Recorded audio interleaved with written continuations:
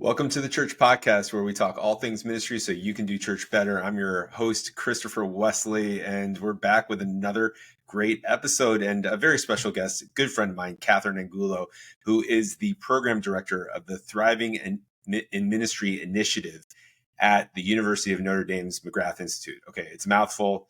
I know I kind of messed that up, but anyway, Katherine joins us to share her inspiring story of how she got started in ministry and the profound impact of receiving that personal invitation to get started.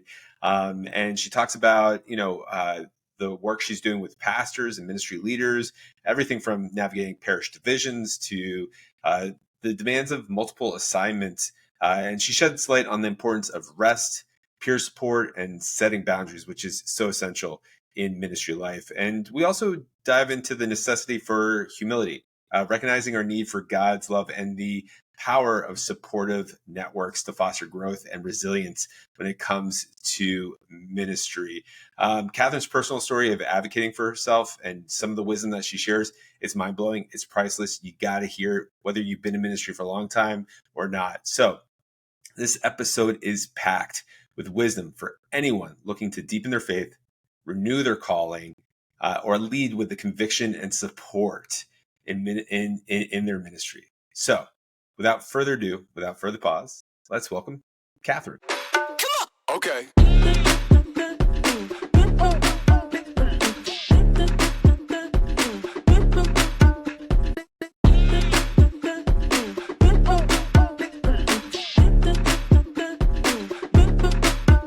Katherine, thank you so much for joining me on the Church Podcast.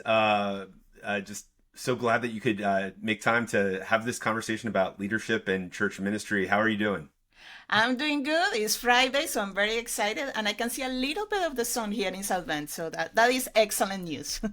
Yeah, so you're in South Bend at the McGrath Institute at Notre Dame University. Why don't you, for those of you, for those of our listeners and our viewers who maybe aren't familiar with you, why don't you tell us a little bit about yourself?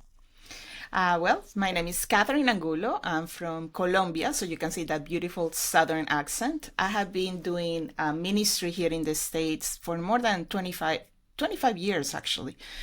So it has been a very rewarding career, ministry. I have done work in parish, in diocese, in archdiocese, and now at the university in the academic world. And I think that's a great complement to understand the church here in the United States. I have been able to work with priests, with leaders, with youth, with young adults. So it gives you a better view of what's going on in the world. And I'm very grateful to be here at the McGrath Institute, which is the gift of the academia to the church, to be able to have that important compacts of the theology of our faith into the realities of what we're embracing as a church. So that's pretty much how I can resume it in a very few words. Well, there's a lot to fit into those few words, and so I'm hoping we can unpack a little bit about that. Let's go back. How did you get involved in ministry? Because I always find that those are some of the more interesting stories of how people got started. Some people they were voluntold. Some people dreamed of it. Other people accidentally fell into it. Where do you fit in that spectrum? I experienced it. So that was my journey here. I came from a Catholic family, grew up in a Catholic country, went to receive Catholic education. But I would say I was a Catholic dormant. I was asleep in my faith. And then it was the first day of college that a complete stranger came to me and said, "You're going to think that I'm crazy, but I think Jesus meets you at church." And again, I want to clarify, I was in Colombia where everybody is Catholic. In my generation, the majority were Catholic. So that's a conversation we don't do. That's probably normal here. It's not normal there. And it's not what she said or how she said it, but it's what I felt in that moment. And I realized that I had been passive in my faith. And now as a young adult, I had to take ownership on that.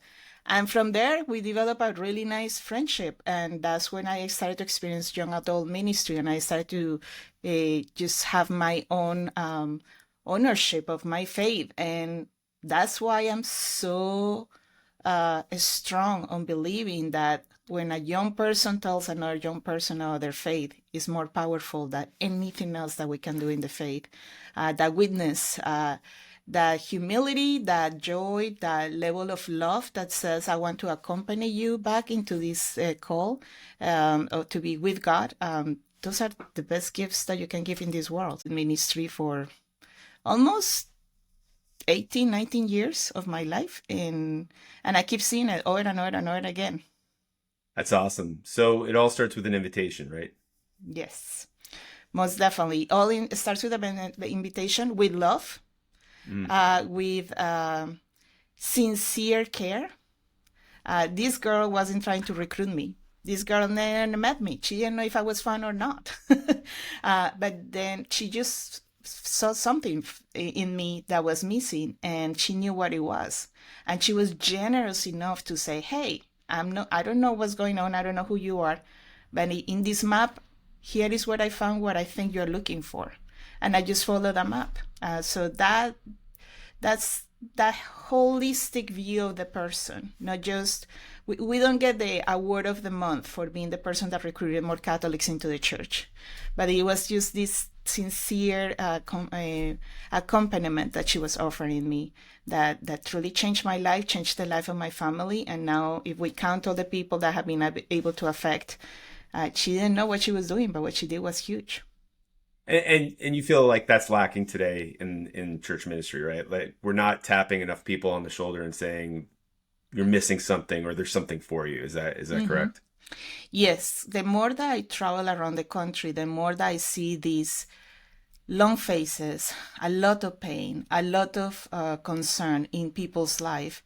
And those that are faithful either point at them or they preach at them, but they don't really have the desire to say, like, let me sit down right next to you and hear what's going on. How can I help? And I think we need to understand that when we have received the gift of faith and we have experienced that personal encounter with Christ and we have seen what he has done into our lives, all we have to do is not to create a perfect story. It's just to share that story.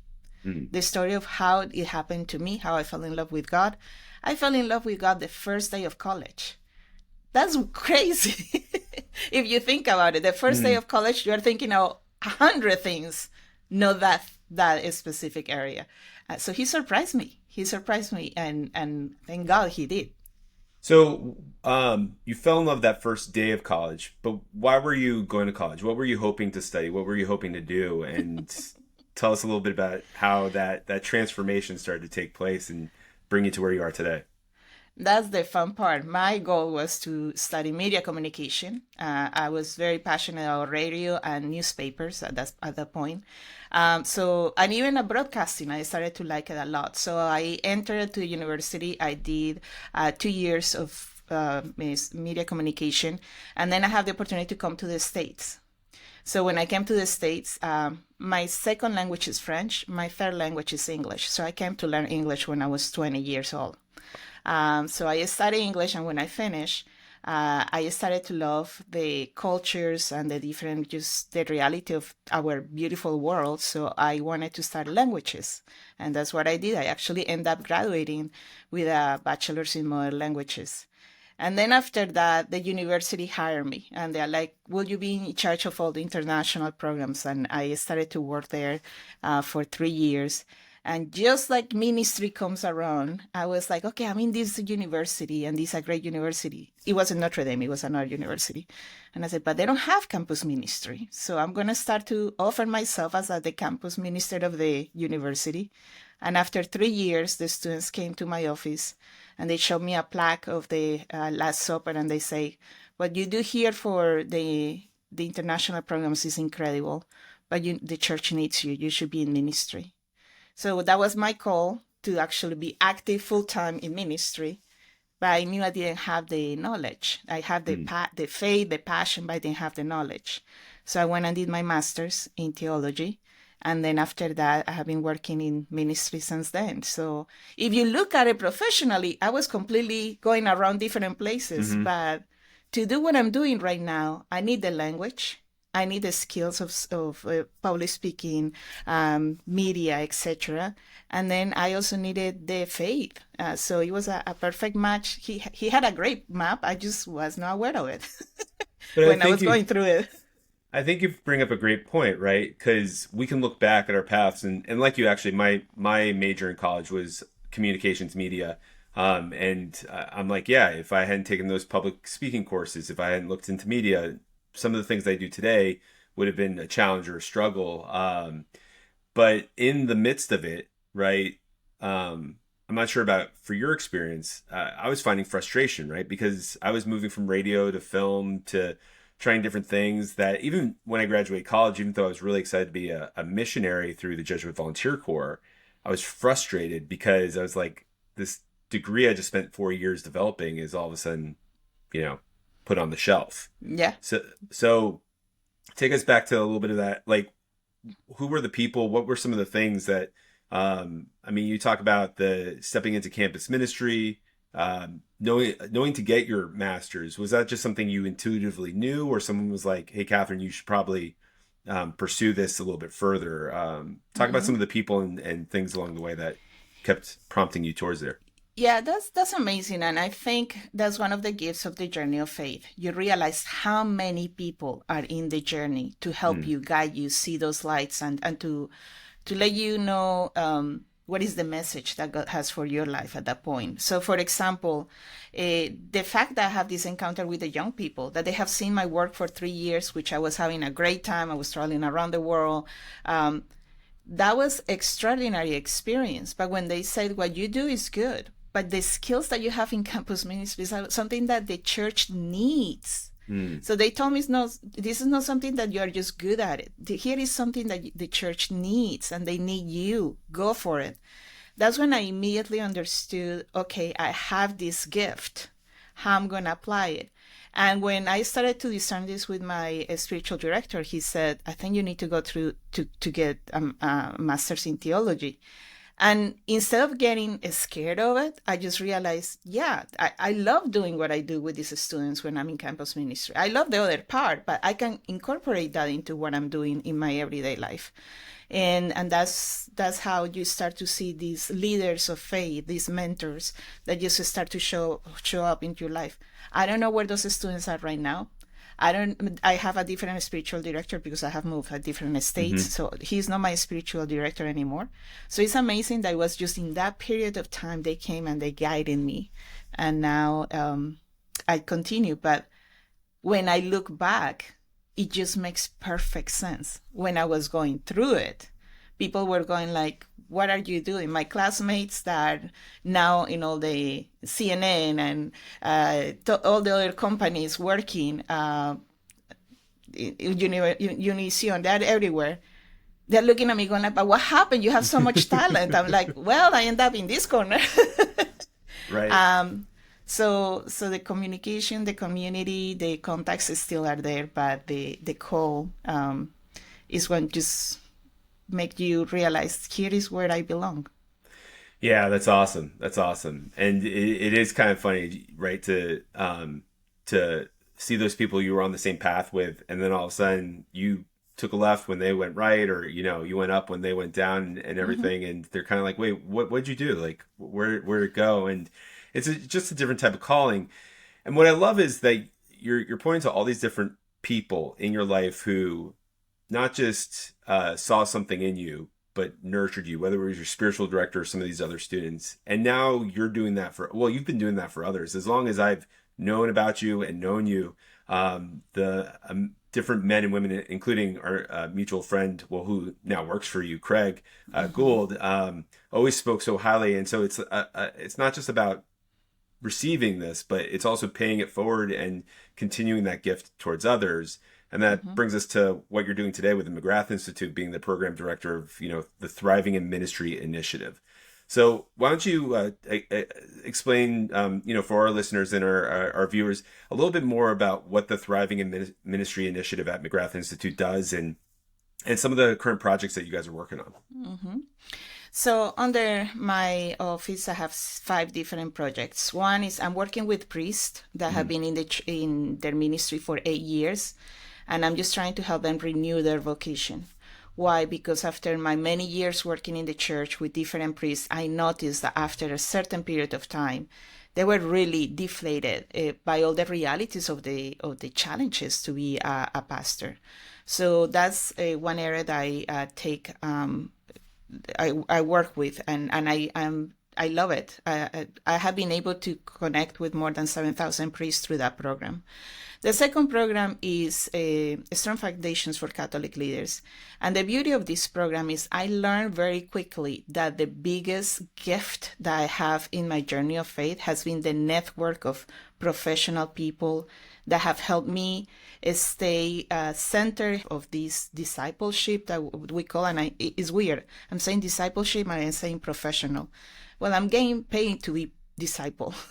And of course, that only has office hours, but then outside of those office hours, I still am a disciple. But when you are professionally doing this work, you also need to have challenges and continue growing in your skills. Also, these people help you to stay accountable. And it's thanks to those very strong relationships that I built very early in my career that I feel that I have been able to stay for more than 2 decades in ministry. So I noticed there was a lack of that right now in the nation. Or if they exist, it was just people doing the same ministry together. And for the young adults, they have so much creativity right now that I wanted to create cohorts of young adults that are starting in ministry in the early years, that are successful, that are showing a lot of potential, but they can support each other and start to be creative for these new initiatives and in these new ministries that the church needs to be applicable to the realities of the church today. So that's that program. I also have one initiative of Holy Family, which is we're trying to help the Hispanic parents pass the faith to the second and third generation, because we're seeing a huge gap in that area. And the multicultural church. I'm trying to create the new blueprint of how the church is going to work in the year of 2050. Yeah, so only a couple of minor projects that you're working on, right? Fortunately, you have a team and you've recruited help and definitely have a lot of that going on. I want to focus a little bit on the first two projects that you were talking about, the Pastors Initiative and the Strong Leadership Foundations, right? So what do you see as some of the biggest challenges that some of these pastors are facing when it comes to their vocation? Just some of those challenges. Yeah, so we cannot deny that we are with a lot of challenges in front of us. And something that I have truly enjoyed about being part of this group is that I have been able to hear firsthand from the priests of what are the challenges that they're embracing. Every year is different, but the major issues that they have is, although they have a parish, there is a huge division in their own parish. And whatever many groups they have, for sure they have at least two, they are pulling him back and forth all the time for everything that they do. And we think that every time that we stand up and we say, if you don't do this, I'm not going to give you that, is heroic and is a good way to call the attention of a priest. And sometimes we forget that that's not what they are there for. They are there to mentor us, to provide us with the sacraments, to journey with us. And when we forget that and we just start to treat them as our possessions, the ministry can get really challenging for them. Also, there is the reality of shortage of priests. So I have seen how the priests are really struggling of going from parish to parish to parish to do their ministry. People don't realize that now a significant number of priests in the United States have at least 3 parishes. And when I talk to them, what they tell me is that they really mourn the opportunity to get to know the communities. They actually spend 90% of the times in cars, driving. So they don't interact with people. They just come, do the sacrament and go, and that's it, because that's all what they can do when they have 3 parishes. They have also shared with me, of course, the challenges with the sexual abuse and all that stuff. And many of them said it hurts us that peer have done this in whatever situation that is. But it hurts us more when we go to the parish that we have loved, that we have not done anything, and we can see parents putting their hand between us and the kids. because they don't want that interaction. They're fearful that we are also the bad guys. To understand that, to understand also the pain that they have right now with the children that don't want to offer the funerals for their parents or grandparents. And these pastors tell me, this person came to Mass every day. I gave them all the sacraments. I married them. I baptized their children. And during the last time, in the fair goodbye, they did not allow us to do what I know the parents decided that they wanted. That's their faith. But the kids, because they don't have that faith, they have just completely ignored it. So I have seen the human, political, spiritual wars that they are in. But I think the most powerful one that I have heard was a priest that said, I knew I was in trouble when in a very active parish, I was baptizing a kid. And while I was doing the baptism, I kept looking at my watch to make sure I could make it to the next meeting. And he said, I gave my life to offer that sacrament of baptism. And I was so concerned about all the other meetings that I have to get to. And that's why he said, I needed a time to come here and to renew my vocation. So I know how to center again my schedule back in the busy parish that he has. Wow. Yeah, that's powerful. Because and that's where I can relate as a father, right? You know, because our priests are spiritual fathers, where how many times I'm at my son's baseball game or a family event and I'm checking my watch being like, I got to get to work, or I got to check that email, or, you know, things along those lines. And I unfortunately, that's something I think we're all battling, but yeah, for priests, especially where, you know, he's giving his life to save lives, right? To bring, you know, salvation, and then just to be stuck in that administrative juggernaut that sometimes we face. So what are some of the things, I mean, one, you're giving them a safe space to share these things, which is incredible. And I think it's so needed for leaders, but what are some of the other things that you guys are doing to mentor and guide and accompany them through to rediscover their vocation? Well, one is just to continue their formation. We need to realize that once the priest leaves to do the ministries, they leave the seminary to just be active in the church. They don't have to do more studies. I mean, they, of course, study, but by themselves. So to be able to awake that intellectual imagination that the theology offers is definitely a good way for them to find that compass of what is it that they need to be at this point. Another reality is we give them a space to rest. They need to rest to be able to have that conversation with God, to be able to have that sincere discernment of what are the areas that they need to work on themselves. They also need that peer support of other priests. So we make sure that the priests that come or attending these groups, they are not from the same diocese, because then they can have the freedom of saying like, hey, I'm struggling with this with my bishop, or I'm struggling with this with my priest from my area. Is this something that is happening to you? Can you have any advice for me? So they're as human as we are, you know? Yeah. When I was hearing the baptismal story of this priest, I remember how many times when I was in a parish, I will be the one telling everybody and organizing all the Lent retreats for the kids and doing all these amazing experiences and doing the service hours and offering this thing and that thing. And then Lent ended and I was like, I was there every single day of the church, but I didn't experience Lent. I provided the opportunity for everybody, but I didn't. I was the one carrying the lilies for the Easter, but I didn't experience that.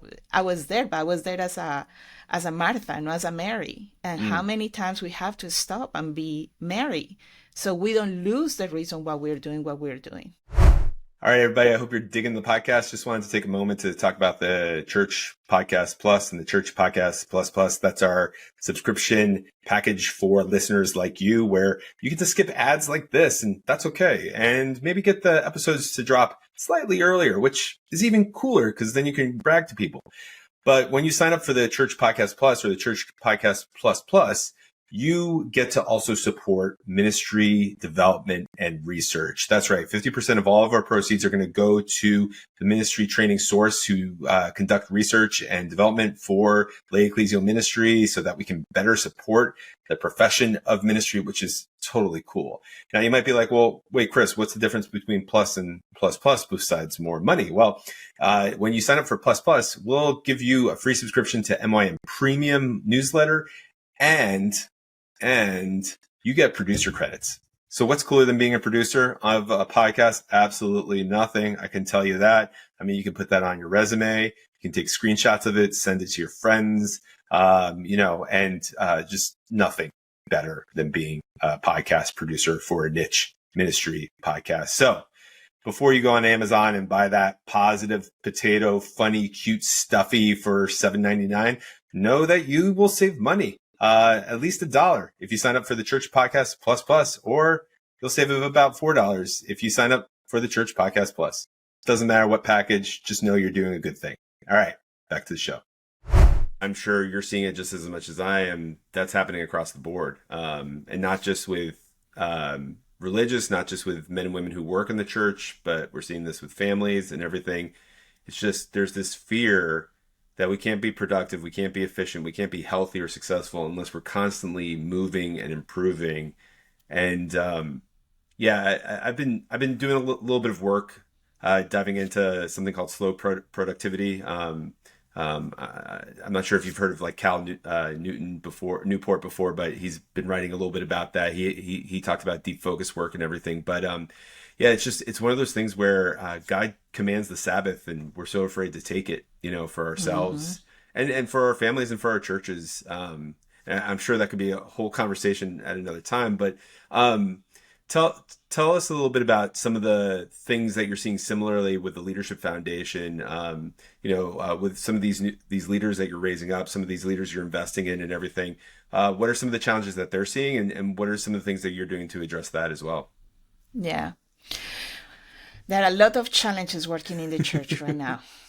And I need to be frank. So then the first thing is the dream that if you come to work for the church because you are working for God, you're just going to see butterflies and everything is beautiful and life is going to be amazing. No, we do carry the cross. And sometimes that cross is very, very big. But what I see in these young people is, first of all, and this happens to all of us in ministry, is that continual fight with our ego of believing that without us, this is not going to work. And we have to understand that with us or without us, it's going to work anyway. The big hopelessness that I see right now in the church is because we think that we're trying to fix it and it's not being fixed. So this is going to collapse. Mm-hmm.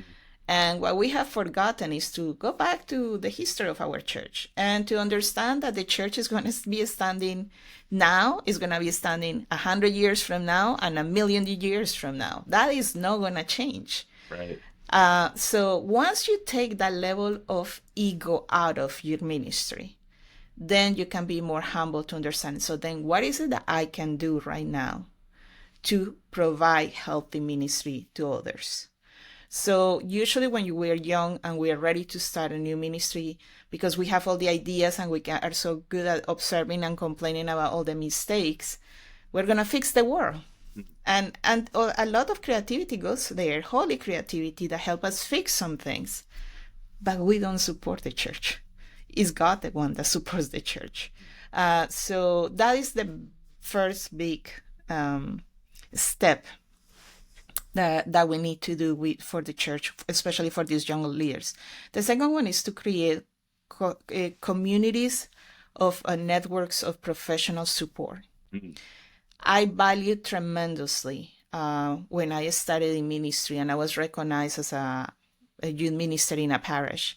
When there was a research done in Washington, D.C., and they called 25 of leaders like myself into Washington for a week. And the question that they kept asking us is like, how can we keep you for a whole career? What do we need to do? The church needs to do so you will not disappear. And in that group, we have Christina Lamas, we have Juliana Stans. We have such a group of people. Interesting enough, the majority of us stay in the church, but they have been my companions of faith through all these decades. We meet in every single conference or training that we are offering, and we just check on each other and see how is the other one doing.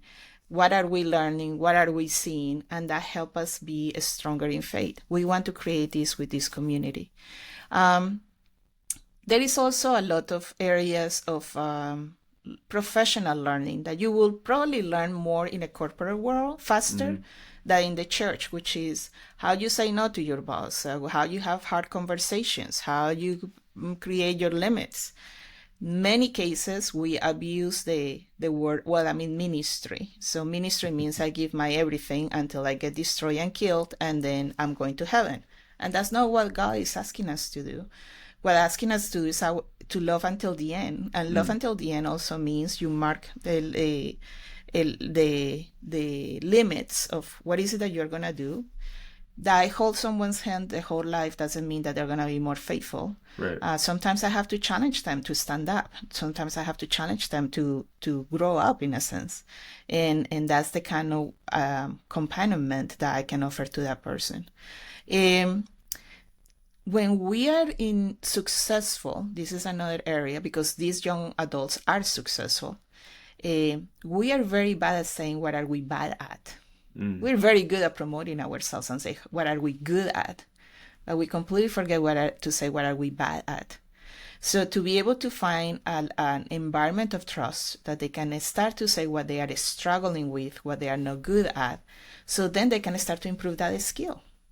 That is maturity, and that's something that we offer that is very hard to mention to your boss or to your spiritual advisor, but is necessary for you to become better at what you're doing. So this is another environment that we can work. So I'm mentioning just a few of the many things that we can work on. And so no, but it's interesting you mentioned that, because when I've helped people either practice for interviews or I've conducted interviews, and you ask that question, you ask them, what are your strengths? And they give you their strengths, and you say, okay, where do you need improvement? Like, not even what are your weaknesses, but where would you like to improve? And they're kind of like, oh, I'm pretty good at figuring everything out. And it, not that they say it that bluntly, but it kind of comes off like that, and you're kind of like, oh man, that's what I tell people who are prepping for interviews, that when they give that kind of response, that they're not, what they're saying to me as a supervisor is that you can't help me. There's never going to be a time where you can help me because I can figure it out. And that's really a difficult person to manage. And I don't want a difficult person to manage, right? I want someone who wants to learn, wants to grow, even when I don't have all the answers with that. And so that is definitely a challenge there. But going back to like the longevity that you were talking about with when Washington reached out to you and Christina and Juliana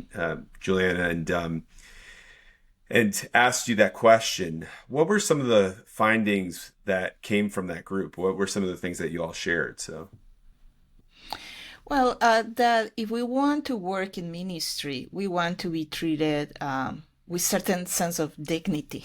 And that dignity involves the way that we're treated in the way that we sign contracts, the way that we're expected to work, and how valuable our work is. I remember in my first job in youth ministry in a parish that the priest did an interview, everything went very well. And he said, whatever she needs, give it to her. We want her. And then I went to the business person, and the business person gave me a salary that was lower than the salary I did before I finished my master's. And I look at him and I say, I know this is ministry. I know I'm not here to make millions of dollars, but I do need a salary that allows me to rent an apartment and be able to buy groceries. At that point, that was the only needs that I had. And he refused to it. But what he was surprised is that I said, okay, so thank you so much. Nice to meet you. I stood up and left. And when I started to walk out of the office in the parking lot, I found the priest running behind me. Wait, wait, wait, what happened? And I said, no, well, that he gave me the cost of the salary, and I'm sorry, I cannot survive with that. And then father said, tell me, no, that is, look, this is the basic salary that I request. But so he was like, okay, that's a done deal. So when I went back to the financial guy, of course, the financial guy was very upset, the business guy. And then he looked at me and he said, I just want to let you know that the parish doesn't have the money to pay this salary. And I look at him and I say, look, I'm going to make it very easy for you. If in a year the offertory hasn't increased, I myself leave. And in a year, my budget of youth ministry became the same as the budget of the elementary school that we have right next to. Wow. So I'm sure people who are hearing that story saying, all right, Katherine, how do I get the courage? How do I just get that faith in the Holy Spirit to know that I could walk in, make a stand on your dignity, right? You're not being stubborn. You're not being greedy. You're standing up for your dignity, your value as a person. So, how'd you get to that point? Did you just feel the presence of the Holy Spirit? Did you just know you were going to be fine if you walked away? Break down what you're thinking. First is you need to pray, and if you really felt that you're called to the ministry, then with that understand, you need to prepare yourself for these conversations. Mm. Of course, if someone asks me right now, Katherine, what do you want for a salary? I'm going to give you a number that will be very appealing to have all my dreams. And now I'm not as simple as I was when I was receiving that job. And I will give you all the bells and whistles that we like. But do I really deserve that? Do I have the experience to do that? Do I know how to do it? I am certain that I know this community and I'm going to be effective. I observed the community, I did my research, and I knew my strengths, and I know we were a perfect match. Mm. So for that reason, I was comfortable to say, I can deliver this. And not for the sake of my salary. It's because it was a hungry community that I knew if I provided the space for these young people to be faithful to God, their families will join in immediately. And that's what happened. The church offertory grew because all the families came back to the church. Mm. The other aspect is be realistic, do the research, look at the city that you are working in, look at the real cost of living, understand what degree you have. Something that has been very humbling for me is that I have been able to hire a lot of people. And what really surprised me, and people in faith doesn't know, is that when you receive those 50 resumes, they almost look exactly the same. Mm-hmm. To the point that when you look at 50 resumes and you only have one position, you start to be like, who has someone that pops up that makes them different? That's the person I want to interview. Because degree-wise, almost everybody has the same degree. Level of experience-wise, almost everybody has the same level of experience. So then what is the other thing that says you are the best of the best for us in this moment? So if you know what are those skills that are unique to you, if you say, well, I'm very faithful, 99.9% of the ministers that we have are faithful. Mm-hmm. But do you have a healthy faith journey? The other one is, well, I have my degree, either bachelor's or master's. 80% of the people that apply has the same degree. So what makes you different? Mm-hmm. Well, I have done this experience, or my skill is in this area, or that's what makes that understanding. The other part is that I sincerely knew that if they didn't give me that salary, I couldn't survive. So I wouldn't be a good minister. God wants us to be representatives of someone that doesn't have much, but doesn't have little. Just imagine if I showed up every day to work starving. It wouldn't be a good idea. Or if I have to drive 3 hours to be in a neighborhood that I could pay for the rent for. Mm. That wouldn't do the job. And at the end, I knew that if they say no, I have enough talent that someone else will hire me.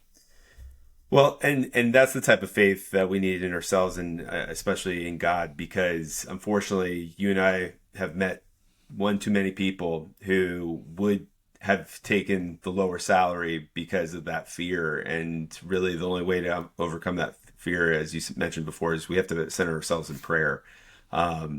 So Katherine, I think that's probably, for me, oh man, that story just fills me with so much joy. Not because it's to spite anyone or everything like that, but you really, what you're showing us is like how to find that God-given value that he's given us, right? That love, how to not only love God and love others, but love ourselves, right? Because that's a part of the great commandment right there. And we forget about that so often in ministry. So, so Katherine, thank you so much. So again, we could probably talk for hours, but I want to start to wrap things up. And as typical with all of our guests, we like to ask them these 5 questions. And so some of these things might pop up again. But are you ready for our final 5? Yes, I'm ready. All right. So in addition to prayer, what is one tangible tool or resource that has helped you be your most productive self?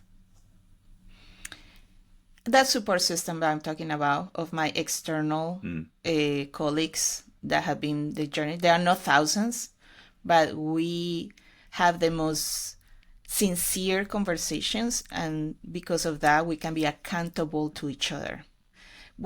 Something I have always told my bosses is like, I'm doing my best and you're my boss, but my real boss is up there. Mm-hmm.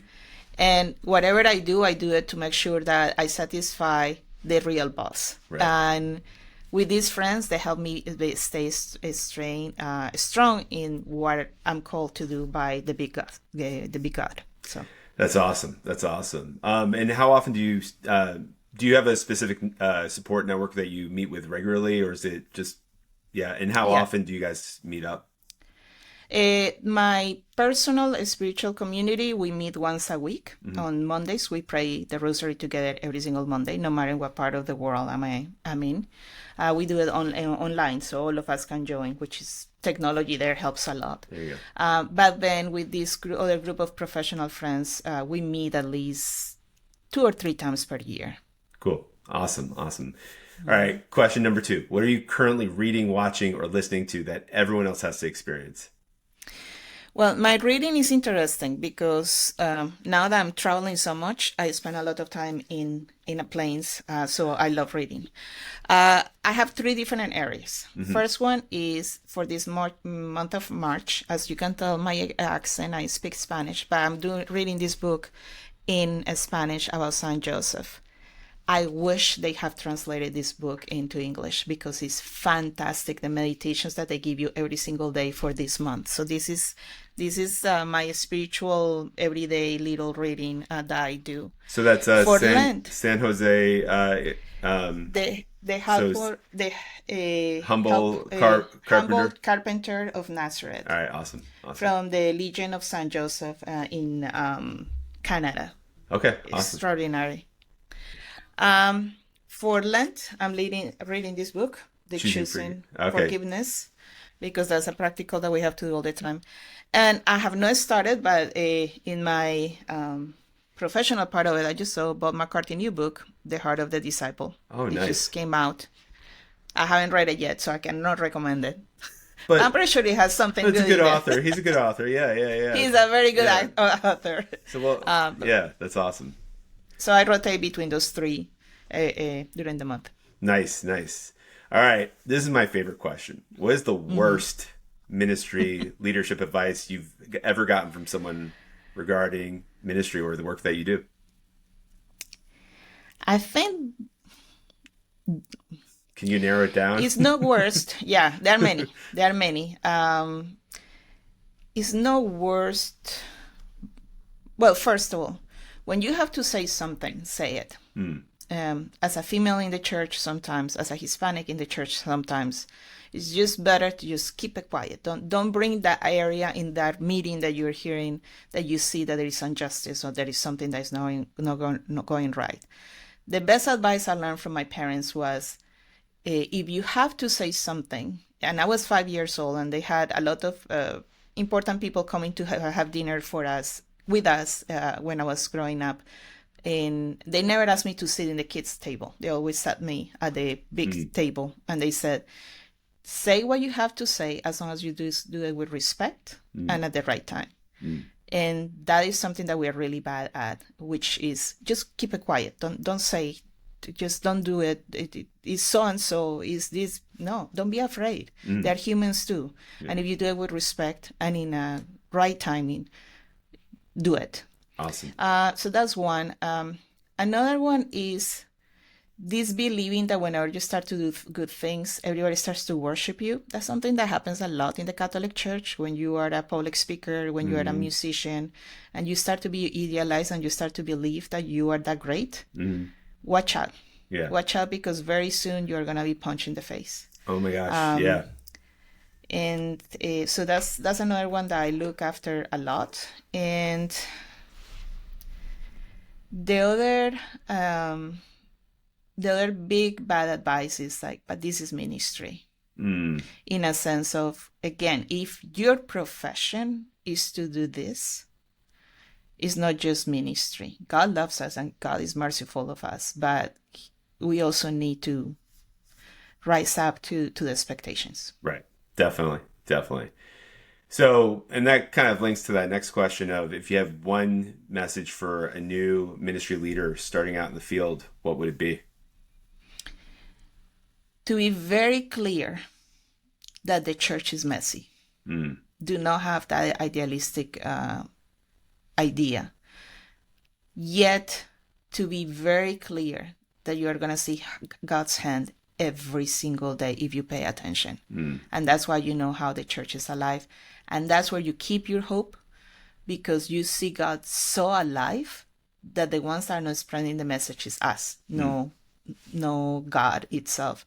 And that's why we can still be joyful. That's why we can still be creative. That's why we can still trust that what we're doing is what it needs to be done today. Awesome. And what's your biggest hope for the church at this time? I know, and I have been guilty on this because I have written some things about this affiliation. So I know there is this looming hopelessness environment where the church is falling apart and we will never satisfy what the church needs to be doing right now. So we're just going to collapse and get destroyed.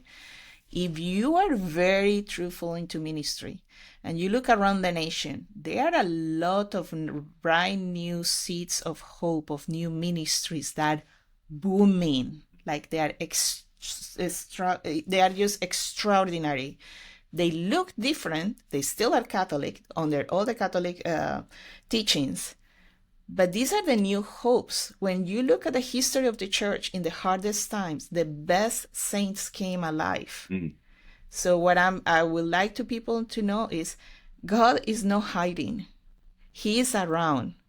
You are the one that has to go and seek for it. And once you find it, you're going to see how the Spirit is going to fill you with fire again.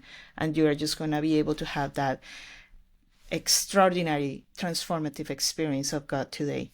A lot of young people right now are starting to discover that they're missing something. And once they're finding it, it's extraordinary. So very quickly, I'm starting to see a very interesting phenomenon that I cannot call in yet, of young people coming together in very weird places and singing and praising Catholic songs or Christian songs for a little bit and then disappearing. And then they show up in another place at another time. And it's happening nationwide. No one has noticed that.